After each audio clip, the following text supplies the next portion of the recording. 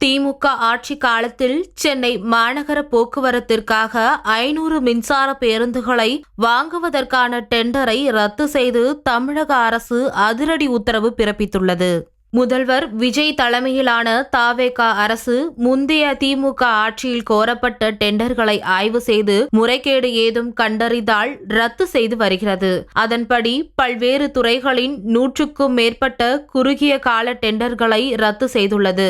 கடந்த வாரம் இந்து சமய அறநிலையத்துறை பல்வேறு கோவில்களில் அறிவிக்கப்பட்டிருந்த சுமார் 245 கோடி மதிப்பிலான 46 கட்டுமான பணிகளுக்கான நிர்வாக அனுமதிகளை அதிரடியாக ரத்து செய்தது. தற்போது ஜெர்மனி வங்கி நிதியுதவியுடன் 500 மின்சார பேருந்துகளை வாங்க முந்தைய திமுக ஆட்சியில் கோரப்பட்ட டெண்டர் ரத்து செய்யப்பட்டுள்ளது.